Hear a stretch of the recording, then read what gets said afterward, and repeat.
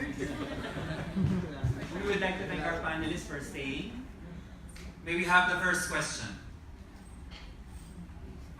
Come on guys, we can do this. We can do this.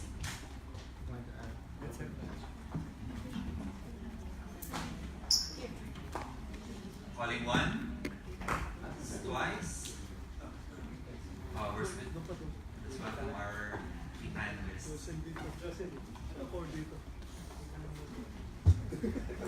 And the microphone is with you.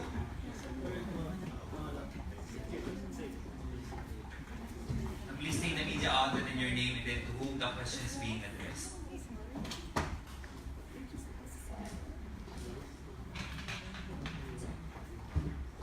Okay, please. First question. Sure. Yeah, Miguel from Philippine Day.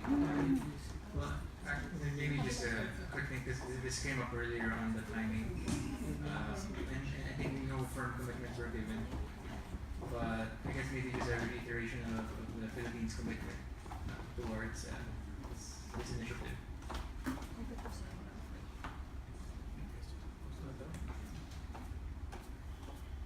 Can you please repeat the question? Maybe just another comment on maybe our commitment towards, because several challenges were raised, lack of infrastructure was brought up. Of course, someone also mentioned that the more airports will lead to higher costs for consumers. So maybe just a way forward, and from the government perspective, maybe for Mr. Tamaya.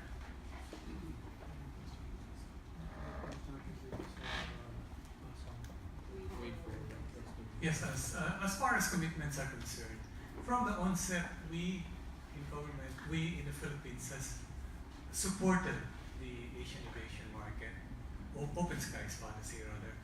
But like Indonesia, Laos, and some other countries, as what was mentioned, we had issues on infrastructure. However, as I explained earlier, and the other speakers, we are giving this priority, and hopefully in succeeding conferences or meetings that will be held for aviation, we can take leadership on this because of our trust. Okay, so can we proceed to the next question? Next question, please.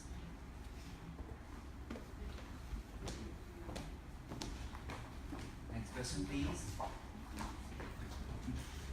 Yes, sir.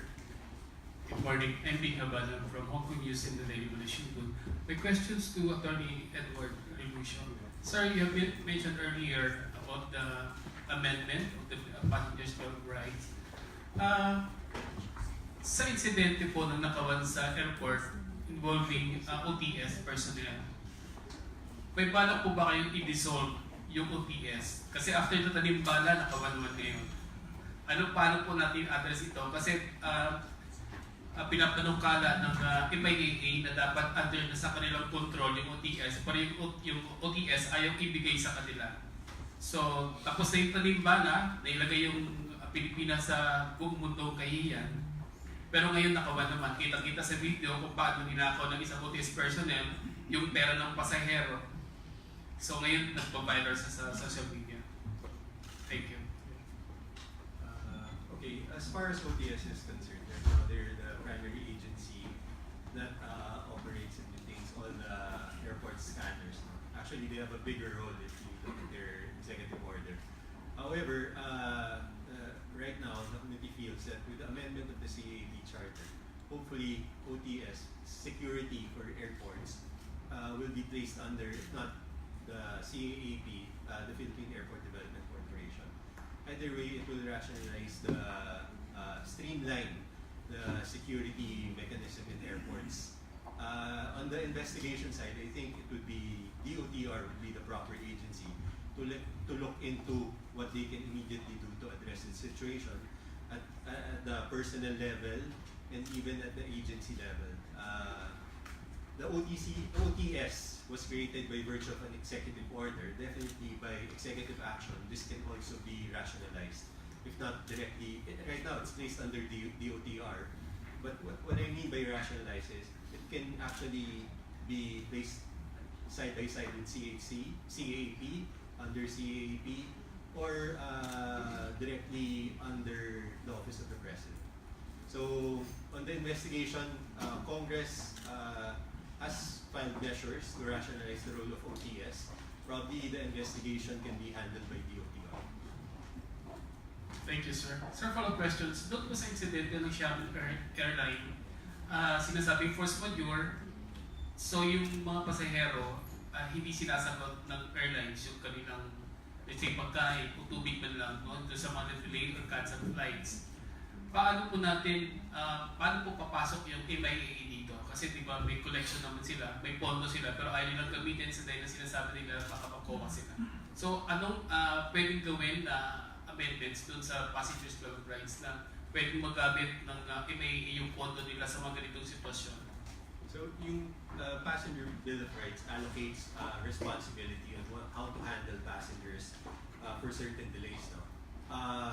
I think right now, as far as the Air Passenger Bill of Rights, we're working on redrafting the Air Passenger Bill of Rights to make it more real and current to the demands of what's happening currently in our airports.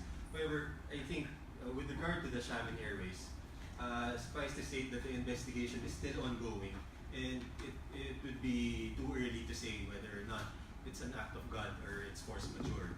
I think to address your question whether or not MIA and government could have done something if such an event happens again, I think that was what was taken up during the committee hearing headed by si Congressman Cesar Sarmiento, the chairman of the Committee on Transportation.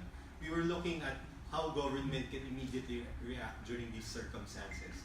You have to consider this circumstance as a calamity, and during calamities, government has a lot of ways that can address a calamity. Whether it's a typhoon, earthquake, or a major catastrophe, government can now spend money. The concern back then was whether or not COA will look into the expenses spending of government. Right now, I think clarifying that during the previous hearing of the House of Representatives, it was made clear that in these cases, government can actually spend, whether it be MIA, DOTR, DFA, POEA, OWA, all of these agencies have funding.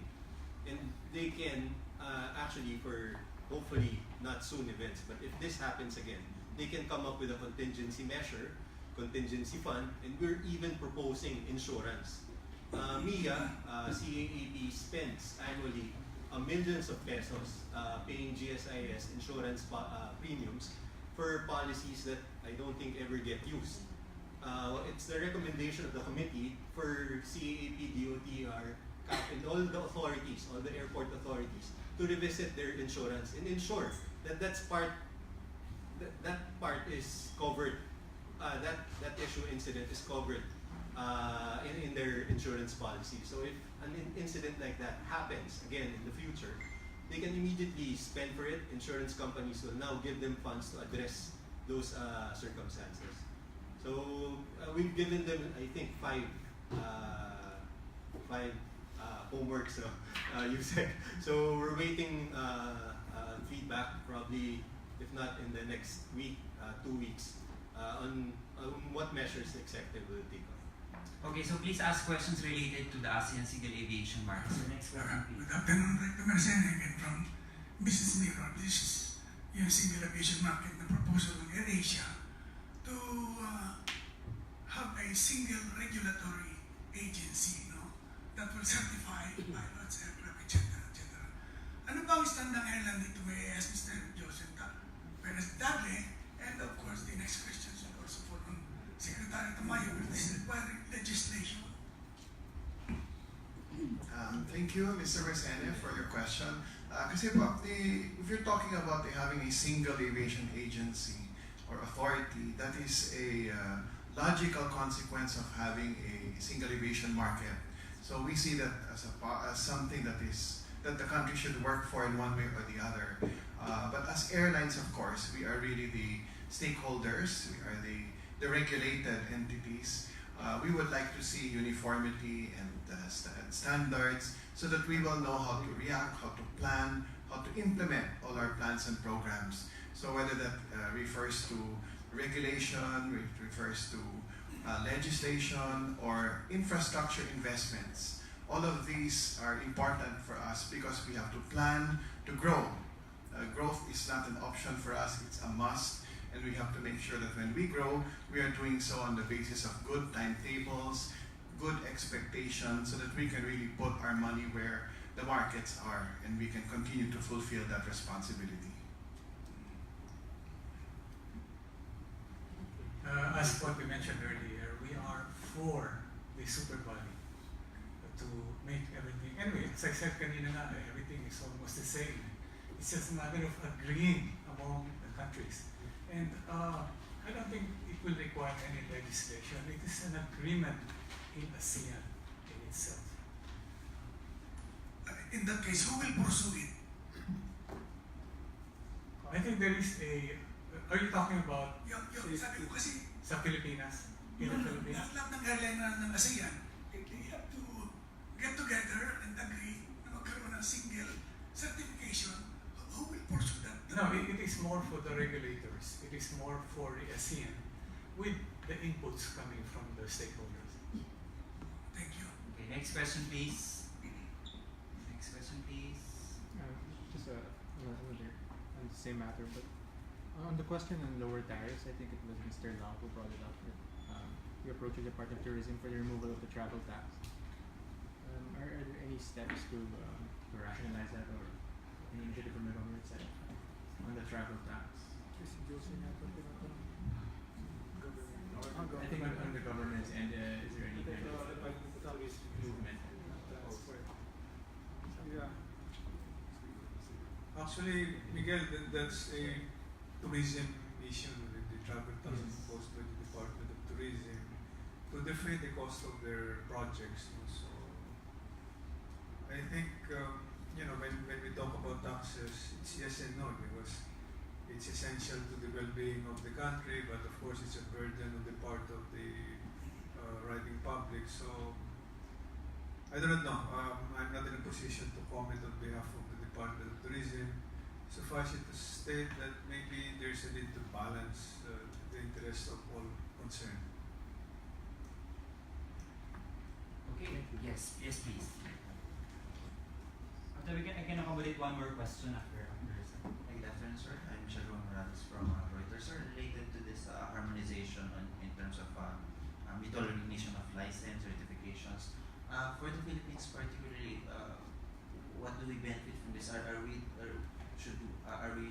the ones who will be receiving more of these technical experts, or will we be the ones to be sending pilots to these countries? We understand there's so much growth right now, and some airlines have been having shortages in terms of pilots. So are we the benefactor for this? Are we the ones to give experts to our neighbors? Thank you. Let me give an insight on that. Actually, all member states are geared for the workshops, and it will involve the pilots who are applying. Like this will be member states preparation for the ASEAN. So please be informed that ASEAN has a lot of framework that is being done now, instruments, in order to achieve this. So again, going back to the flight crew licensing, we are still ongoing for the 3880WG to be held in Kuala Lumpur next October, and this is a continuing process until beyond 2020. So remember, please, the licensing is just but a standard wherein Philippine CAEP passed the ICAO, European Union, and the FAA. So we all passed all those standards, and we are now one of the nations who have achieved the world average of effective implementation. Now, when it comes to the 10 ASEAN member states for the ASEAN, there will be a lot of workshop, as what I have mentioned during in the conference room, as to the what are supposedly to be the procedures, standards among national aviation authorities. Then, of course, with the participation of the stakeholders, then that will be understood easily that it is supposedly to be like it in order to meet the so-called ASEAN. Thank you.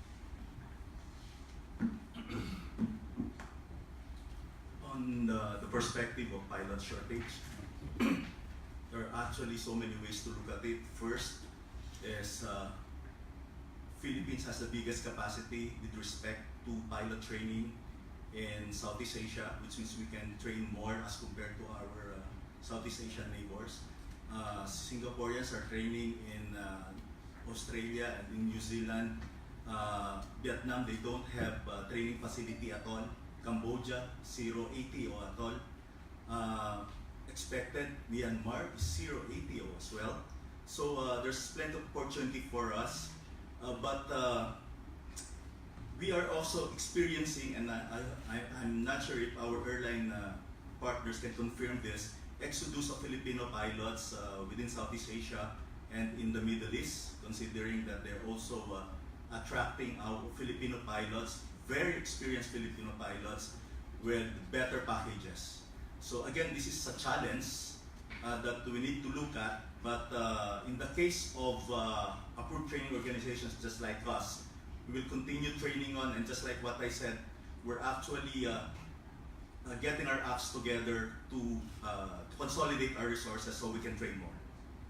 Okay, so just quick follow-up regarding the biggest capacity in pilot training. Like, what's the utilization rate so far of this capacity, and how will it? In terms of ratio, one flight school in 5.2 million. In other countries, like Indonesia, their population is so huge, and yet there are only 8 flight schools. Just like what I mentioned, in the Philippines we have 40 flight schools right now, and in Vietnam, 0 flight school. In Cambodia, 0.